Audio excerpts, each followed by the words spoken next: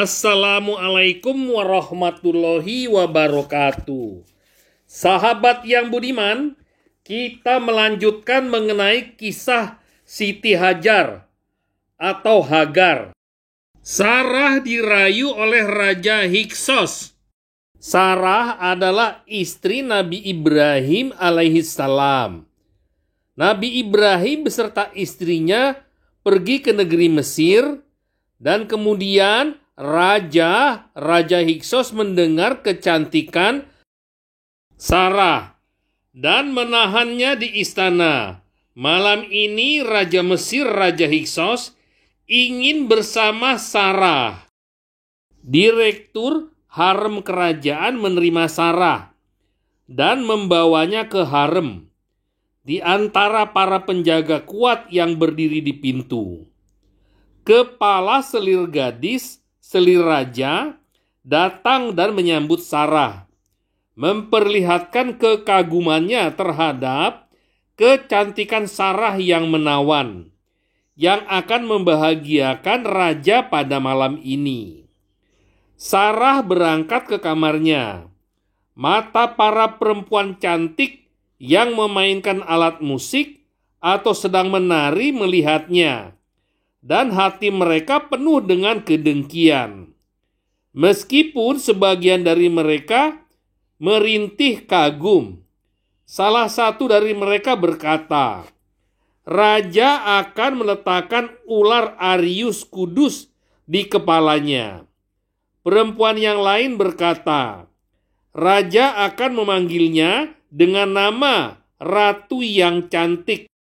Perempuan ketiga berkata, "Dia akan segera menjadi satu-satunya selir kerajaan."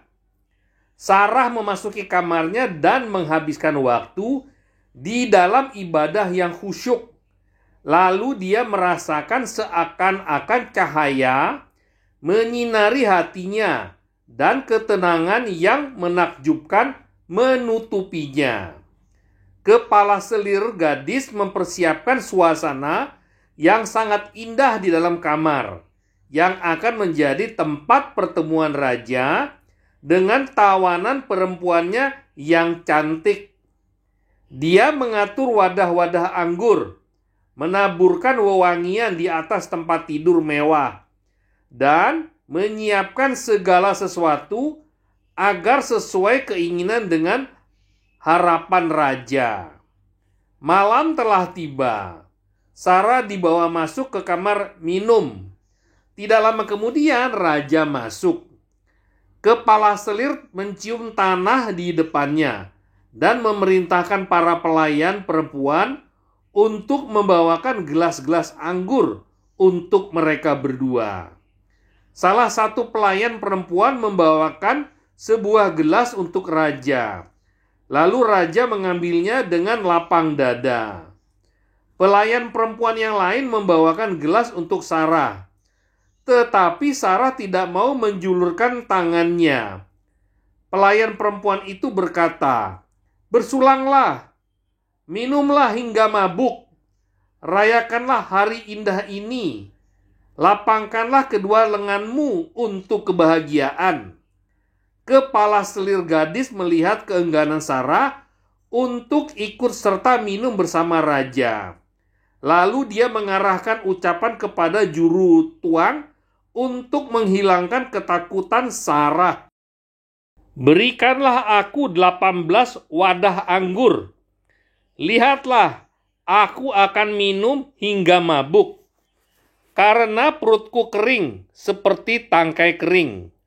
Sarah tidak mendengar apapun yang dikatakan oleh perempuan itu, karena ruhnya mengembara untuk tersambung dengan rahasia wujud, berusaha melihat Allah dengan mata hatinya, untuk senang kepadanya, bernaung di bawah payung rahmatnya, dan berlindung di bentengnya.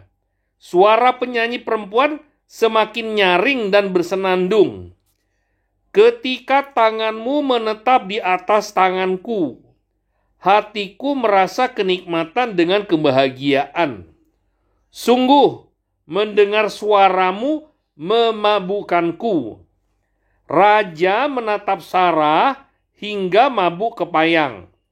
Sarah adalah perempuan cantik, lebih cantik dari embun pagi, mengeluarkan semerbak keharuman yang lebih harum dari kemenyan kudus. Raja memberi isyarat kepada kepala selir untuk meninggalkan tempat. Kepala selir menurunkan tirai. Di dalam kamar itu tidak ada siapapun kecuali raja dan Sarah. Sebelum raja bergerak dari tempatnya, Sarah bangkit dan menyendiri di sudut kamar. Matanya melihat ke langit, dan semua anggota tubuhnya beribadah kepada Allah. Tidak lama kemudian, dia merasakan bahwa dirinya adalah ruh lampai yang terbebas dari penjara jasad. Tidak lagi merasakan kegelisahan, ketakutan, dan kengerian. Bahkan, dia merasakan ketenangan, keamanan, dan kedamaian. Raja yang telah dikuasai oleh kecantikan Sarah berdiri untuk menyentuh Sarah dengan tangannya. Tiba-tiba, raja tidak bisa bergerak. Hatinya dipenuhi ketakutan, kelelahan menutupinya, dan tidak bisa melakukan apa-apa kecuali melarikan diri dari cahaya suci yang mengalir di wajah yang cantik.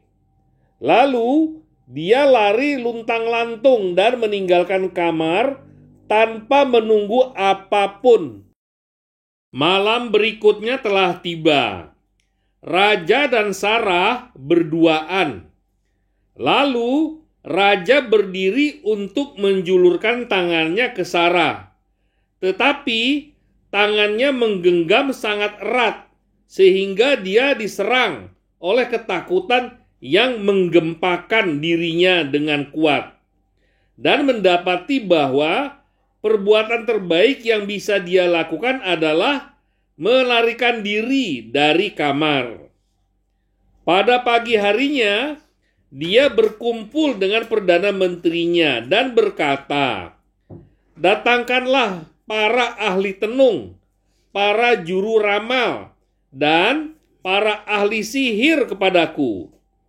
Perdana Menteri keluar untuk memanggil para ahli tenung Afaris.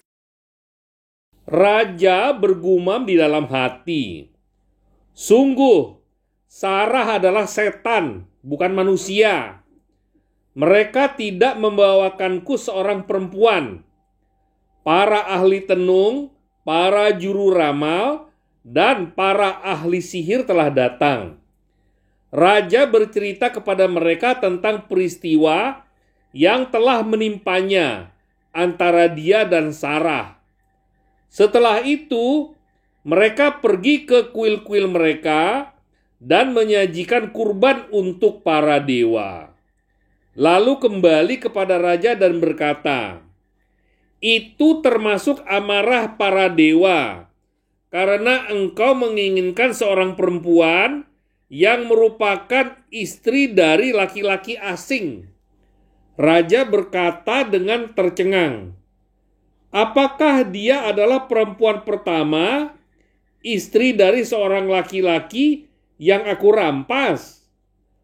Para ahli sihir menjawab, "Sungguh, dia adalah seorang laki-laki yang mempunyai kekuasaan." Sore telah tiba. Raja berangkat ke harem dalam keadaan ragu terhadap keterangan yang diucapkan oleh para ahli sihir dan juru ramal. Dia ragu dan tidak bisa mempercayai bahwa para dewa di langit marah karena seorang perempuan yang seperti seluruh perempuan lainnya. Jika perempuan ini mempunyai kedudukan di sisi para dewa, kenapa mereka membiarkan perempuan itu tertangkap sebagai tahanan di depannya? Kepala selir menuntun raja ke kamar Sarah. Semua lisan bisu, alat-alat musik diam, tawa para perempuan cabul yang gila terhapus. Mata para perempuan cantik mengikuti jejak raja yang jatuh cinta kepada seorang perempuan yang menghalangi dan menjinakkannya. Pintu kamar dibuka dan raja masuk. Lalu dia melihat Sarah sedang tenggelam di dalam ibadahnya dan tidak menyadari kedatangannya. Sarah menghadap secara penuh dan total kepada Allah, tersambung kepadanya, dan bercahaya dengan kebahagiaan yang melimpah sejak dia menurunkan ketenangan ke hatinya. Agar imannya semakin bertambah, raja heran karena dirinya sendiri gelisah dan menjadi takut kepada perempuan itu. Dia memasang alibi bahwa apa yang dia rasakan tiada lain adalah pengaruh dari ucapan para tukang sihir dan para juru ramal. Lalu raja menulihkan kedua telinganya, tidak mendengarkan was-was yang mulai mendesis di hatinya, dan memajukan langkahnya. Tiba-tiba Sarah sudah selesai beribadah, memutar wajahnya ke arah raja. Raja berkata, "Apa yang baru saja engkau lakukan?" "Aku beribadah karena Allah." "Siapa Allah itu?" "Dia adalah Tuhanku, Tuhanmu, dan Tuhan seluruh manusia."